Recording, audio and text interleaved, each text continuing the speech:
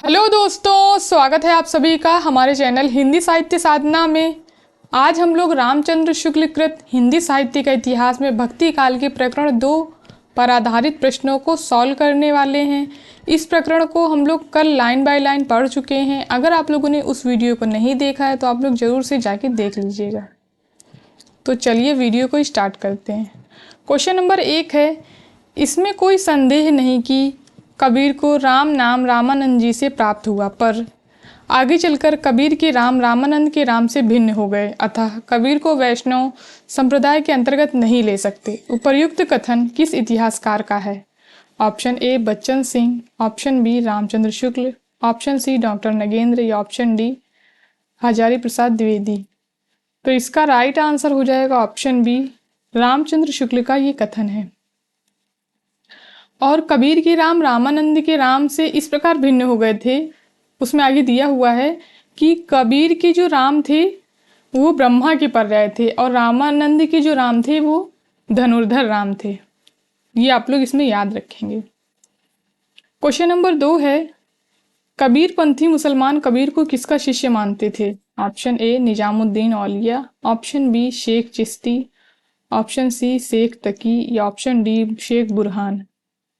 तो इसका right answer हो जाएगा ऑप्शन सी, शेख तकी का शिष्य मानते हैं कबीर पंथी जो मुसलमान हैं वो, और जो हिंदू हैं वो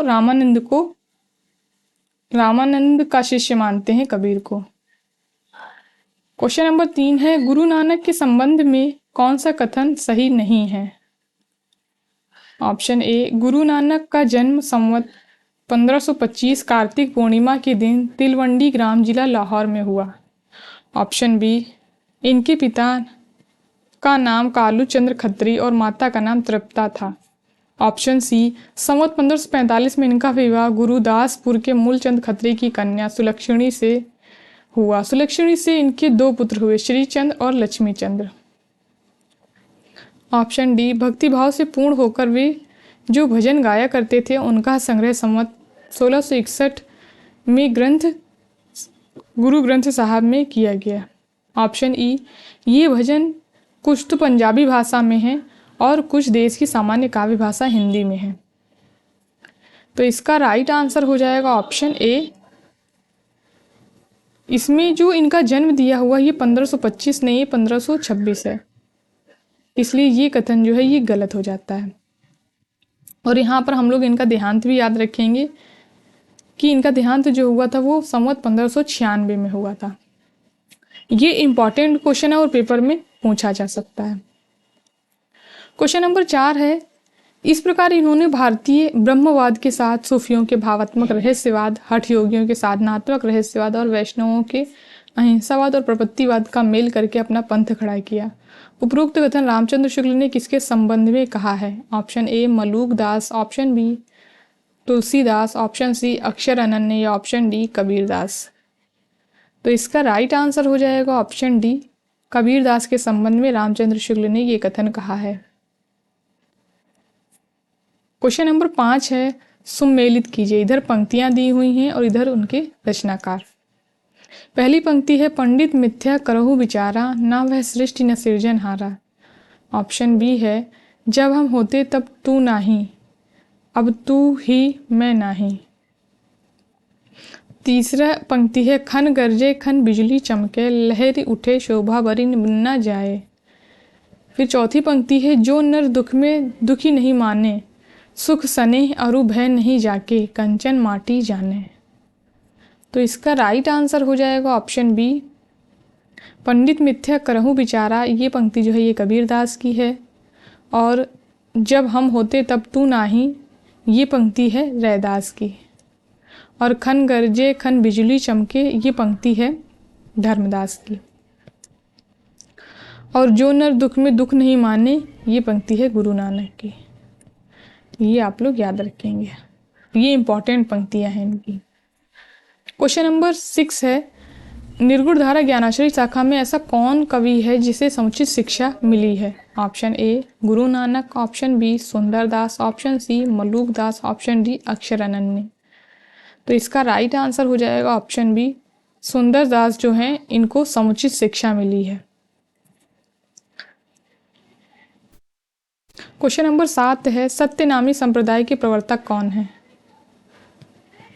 option A Dadu Dayal, option B Dulam Das, option C Jagjivan Das और ऑप्शन डी पलटू साहब।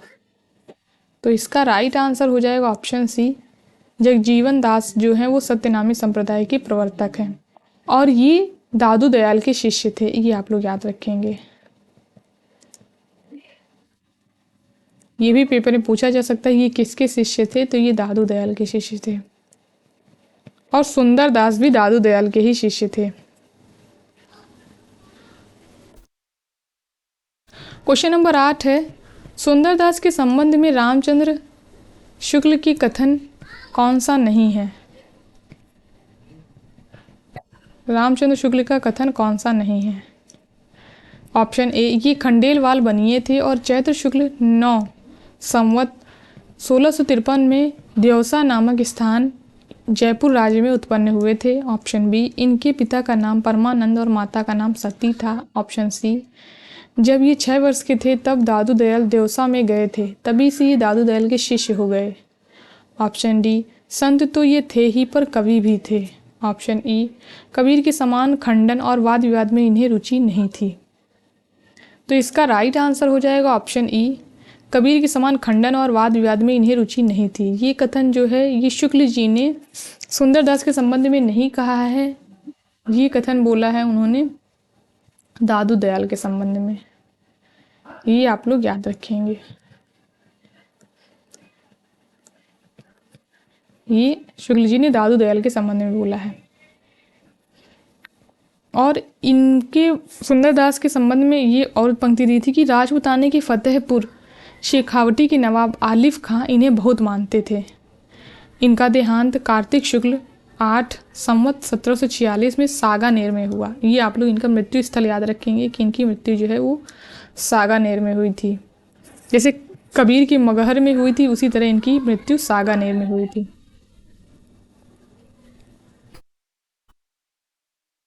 क्वेश्चन नंबर 9 है, निम्न में से कौन सी पुस्तक मलुकदास की नहीं है? मलुकदास की है। Option A Ratna Khan, option B Sundar Vilap, option C ज्ञान बोध, ऑप्शन डी ए और सी। तो इसका राइट आंसर हो जाएगा ऑप्शन डी, ए और सी दोनों ही जो हैं वो मलुकदास की पुस्तकें हैं। रत्न खान और ज्ञान बोध ये दोनों ही पुस्तकें मलुकदास की हैं और ये सुंदर विलाप जो पुस्तक है ये सुंदरदास की है। इनकी बस एक ही पुस्तक है, ये आप लोग याद रखेंगे।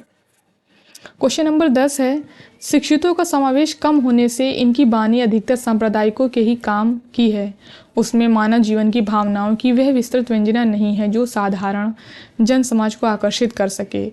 उपर्युक्त कथन रामचंद्र शुक्ल ने किसके संदर्भ में कहा है? ऑप्शन ए निर्गुण धारा ज्ञानाश्रयी शाखा के कवि, ऑप्शन बी निर्गुण धारा प्रेमाश्रयी शाखा के कवि, ऑप्शन सी सगुण धारा राम भक्ति शाखा के कवि या ऑप्शन डी सगुण धारा कृष्ण भक्ति शाखा के कवि। तो इसका राइट आंसर हो जाएगा ऑप्शन ए, निर्गुण धारा ज्ञानाश्रयी शाखा के कवियों के संबंध में रामचंद्र शुक्ल ने ये पंक्तियां बोली हैं। क्वेश्चन नंबर 11 है, मलुकदास के संबंध में कौन सा कथन असत्य है? ऑप्शन ए मलुकदास का जन्म लाला सुंदरदास खत्री के घर में वैशाख कृष्ण 5 संवत 1631 में कड़ा जिला इलाहाबाद में हुआ। ऑप्शन बी ये औरंगजेब के समय में दिल के अंदर खोजने वाले निर्गुण मत के संतों में नामी संतों में हुए। ऑप्शन सी इनकी गद्दियाँ कड़ा, जयपुर, गुजरात, मुल्तान, पटना, नेपाल और काबुल में कायम हुई। ऑप्शन डी हिंदू और मुसलमानों दोनों को उपदेश देने में प्रवृत्त होने के कारण दूसरे निर्गुण मार्गी संतों के समान इनकी भाषा में भी अरबी और फारसी और अरबी के शब्दों का प्रयोग है। ऑप्शन ई इनकी मृत्यु 105 वर्ष की अवस्था में संवत 1739 में हुई। तो इसका राइट आंसर हो जाएगा ऑप्शन ई, इनकी मृत्यु 105 वर्ष की अवस्था में संवत 1739 में हुई। ये ऑप्शन गलत है क्योंकि इनकी मृत्यु जो है वो 108 वर्ष की अवस्था में हुई थी और हुई 1739 में ही थी संवत। ये आप लोग याद रखेंगे। तो इस तरीके के प्रश्न पेपर में पूछे जाते हैं। जैसे पूछ लिया जाएगा कि इनके जो मलुकदास का जन्म है वो कहाँ हुआ था, तो तो आप लोग याद रखेंगे कड़ा जिला इलाहाबाद में हुआ था और संवत 1631 में हुआ था। कभी कभी क्या होता है कि पेपर में ये जो कवि है ये क्रम से लगाने के लिए पूछ ले जाते हैं, तो जब आप लोगों को इनका जन्म स्थान पता होगा तभी आप लोग इनको क्रम से लगा पाएंगे। क्वेश्चन नंबर 12 है, रामचंद्र शुक्ल के इतिहास ग्रंथ में निर्गुण धारा ज्ञानाश्रयी शाखा के कवियों का क्रम क्या है? Option A Maluk Das, option B Kabir Das, option C Sundar Das, option D Dharmdas, option E Raidas या रविदास। तो इसका राइट आंसर हो जाएगा ऑप्शन 3। रामचंद्र शुक्ल ने ज्ञानाश्रयी शाखा के कवियों का क्रम रखा है। सबसे पहले उन्होंने कबीर दास को रखा है, फिर रैदास या रविदास, धर्मदास, गुरु नानक, दादू दयाल, सुंदर दास, मलूक दास और अक्षरानंद। कुल 8 कवियों को उन्होंने ज्ञानाश्रयी शाखा के अंतर्गत रखा है। क्वेश्चन नंबर 13 है, कबीर दास की रचनाओं के संदर्भ में कौन सा कथन सही नहीं है? ऑप्शन ए कबीर की वाणी का संग्रह उनके शिष्य धर्मदास ने संवत 1521 में किया था। ऑप्शन बी कबीर की वचनावली की सबसे प्राचीन प्रति जिसका अब पता लगा है संवत 1561 में लिखी है। ऑप्शन सी कबीर की वाणी का संग्रह बीजक नाम से प्रसिद्ध है, जिसके 3 भाग किए गए, रामायणी, सबद और साखी। ऑप्शन डी सांप्रदायिक शिक्षा और सिद्धांत के उपदेश मुख्यतः साखी के भीतर हैं जो सवैयों में है। ऑप्शन ई रामायणी और सबद में गाने के पद हैं। तो इसका राइट आंसर हो जाएगा ऑप्शन डी सांप्रदायिक शिक्षा और सिद्धांत के उपदेश मुख्यतः साखी के भीतर हैं जो सवैयों में नहीं दोहों में है। ये आप लोग याद रखेंगे। और इसमें ये जो राइटरों के बारे में मैंने जो लिया है, ये पंक्तियां जो हैं ये इसी क्रम में शुक्ल बुक में दी हुई हैं, तो आप लोग ये पंक्तियों का क्रम भी देख सकते हैं उसमें। बाकी अगर आप लोगों ने कल वाली वीडियो देखी होगी तो आप लोग ये प्रश्नों को हल कर पा रहे होंगे। क्वेश्चन नंबर 14 है, सम्मिलित कीजिए। इधर कवि दिए हुए हैं और इधर उनकी जाति। रैदास, कबीरदास, धर्मदास, अक्षर अनन्य। और इधर जातियां दी हुई हैं कायस्थ, बनिए, चमार, जुलाहा, मोची या धुनिया। तो इसका राइट आंसर हो जाएगा ऑप्शन सी रैदास, चमार, कबीर, जुलाहा, धर्मदास, बनिए, अक्षर अनन्य, कायस्थ। ये आप लोग याद रखेंगे। क्वेश्चन नंबर 15 है, बोलिए तो जब बोलबे की बुद्धि होए, ना तो मुख मौन गही चुप होए रहिए। उपर्युक्त पंक्तियां किसकी हैं? Option A Guru Nanak, option B अक्षर अनन्य, ऑप्शन सी सुंदर दास या ऑप्शन डी धर्मदास। तो इसका राइट आंसर हो जाएगा ऑप्शन सी सुंदर दास की ये पंक्तियां हैं। क्वेश्चन नंबर 16 है, दादू पंथियों का प्रधान अड्डा कहाँ है? Option A Marwar, option B Bikaner, option C Narana से 3-4 कोस दूर भराने की पहाड़ी, ऑप्शन डी आमेर। तो इसका राइट आंसर हो जाएगा ऑप्शन सी नराना से 3-4 कोस दूर भराने की पहाड़ी। ये दादू पंथियों का प्रधान अड्डा है और वहाँ पर दादू दयाल की पोथियाँ अभी भी रखी हुई हैं। क्वेश्चन नंबर 17 है, भाषा बहुत परिष्कृत और परिमार्जित ना होने पर भी कबीर की उक्तियों में कहीं कहीं विलक्षण प्रभाव और चमत्कार है। प्रतिभा उनमें बड़ी प्रखर थी, इसमें संदेह नहीं। उपरोक्त कथन किसका है? Option A Vishwanath Tripathi, option B Bachchan Singh, option C Ramchandra Shukla या ऑप्शन डी हजारी प्रसाद द्विवेदी। तो इसका राइट आंसर हो जाएगा ऑप्शन सी रामचंद्र शुक्ल का ये कथन है। क्वेश्चन नंबर 18 है, धर्मदास के संबंध में कौन सा कथन सही नहीं है? ऑप्शन ए ये बांधवगढ़ के रहने वाले और जाति के बनिए थे। ऑप्शन बी मथुरा से जाते समय कबीरदास से इनका साक्षात्कार हुआ। ऑप्शन सी कबीरदास के शिष्य होने पर इन्होंने अपनी सारी संपत्ति जो कि बहुत अधिक थी लुटा दी। ऑप्शन डी संवत 1575 में कबीरदास के परलोकवास पर उनकी गद्दी इन्हीं को मिली। ऑप्शन ई ये कबीरदास की गद्दी पर 25 वर्ष लगभग रहे। तो इसका राइट आंसर हो जाएगा ऑप्शन ई ये कबीरदास की गद्दी पर 25 वर्ष नहीं 20 वर्ष रहे थे। तो ये ऑप्शन इसलिए ये गलत हो जाता है।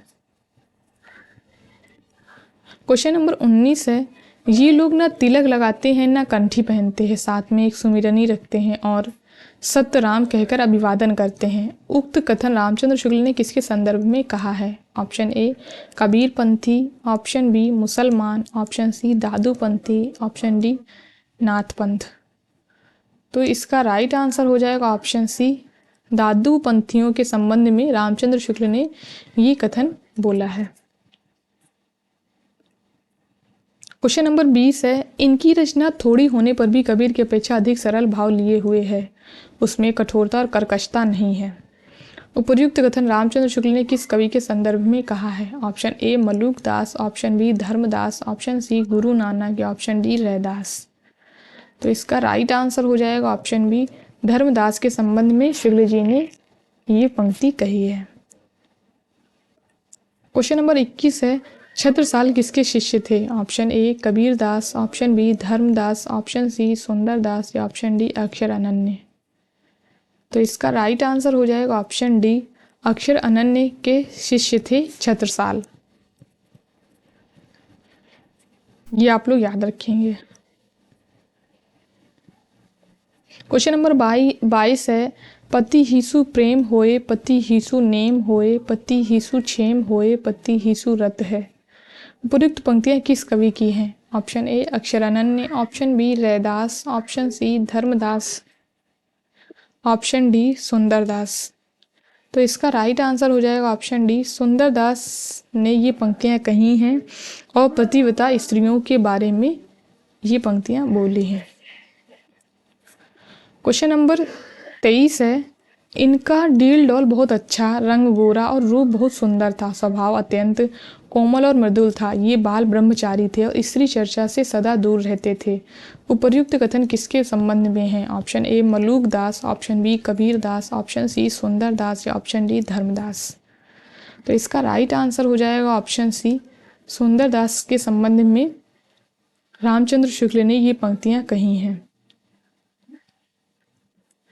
क्वेश्चन नंबर 24 है, सुंदरदास के गुरु कौन थे? Option A Kabir Das, option B Maluk Das, option C Dadu Dayal या option D Raidas.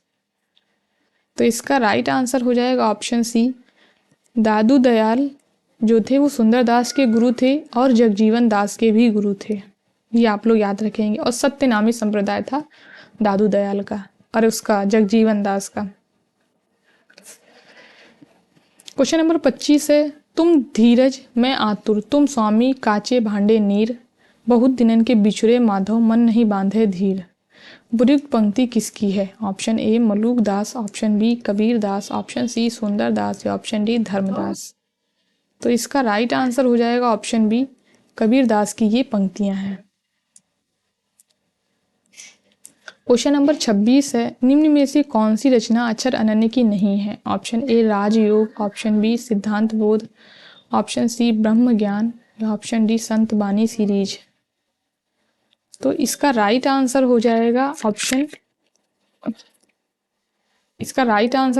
Option D, संत बानी सीरीज जो है वो अक्षर अनन्य की रचना नहीं है।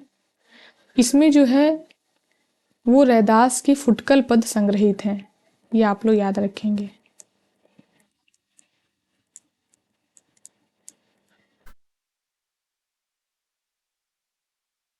फुटकल पद संकलित हैं इसमें संतबानी सीरीज में। तो ये आप लोग याद रखेंगे। बाकी ये तीनों रचनाएं जो हैं कि अक्षर अनन्य की हैं। अक्षर अनन्य की और भी रचनाएं हैं जिनको हम लोग यहाँ पर देख लेते हैं। राजयोग, विज्ञान योग, ध्यान योग, सिद्धांत बोध, विवेक दीपिका, ब्रह्म ज्ञान और अनन्य प्रकाश। इतनी रचनाएं जो हैं वो अक्षर अनन्य की हैं और दुर्गा सप्तशती का हिंदी पद्यों में भी अनुवाद किया है अक्षर अनन्य ने। तो ये आप लोग याद रखेंगे। फिर क्वेश्चन नंबर 27 है, निर्गुण पंथ के संतों के संबंध में ये अच्छी तरह से समझ रखना चाहिए कि उनमें कोई दार्शनिक व्यवस्था दिखाने का प्रयत्न व्यर्थ है। उन पर द्वैत, अद्वैत, विशिष्टाद्वैत आदि का आरोप करके वर्गीकरण करना दार्शनिक पद्धति की अनभिज्ञता प्रकट करेगा। उपर्युक्त कथन किसका है? Option A Ramchandra Shukla, option B Bachchan Singh, option C Hazari Prasad Dwivedi या ऑप्शन डी गणपति चंद्र गुप्त। तो इसका राइट आंसर हो जाएगा ऑप्शन ए, रामचंद्र शुक्ल का ये कथन है निर्गुण पंथ के संतों के संबंध में। ये आप लोग याद रखेंगे। तो हम लोगों ने जो कल प्रकरण 2 पढ़ा था उसके प्रश्नों को हम लोगों ने सॉल्व कर लिया है। कल हम लोग इसके प्रकरण 1 के भक्ति काल का जो प्रकरण 1 है उसके प्रश्नों को कल हम लोग सॉल्व करेंगे। तो ये आप लोग याद रखेंगे। तो आप लोग प्रकरण 1 को पढ़ लेंगे जिससे आप लोगों को इसके प्रश्न समझ में आए। तो आप लोग कमेंट करके ज़रूर बताइए कि आप लोगों को ये वीडियो कैसा लगा। धन्यवाद दोस्तों मेरी वीडियो को लास्ट तक देखने के लिए। अगर वीडियो पसंद आया तो लाइक करिए, शेयर करिए एंड हमारे चैनल को सब्सक्राइब करिए।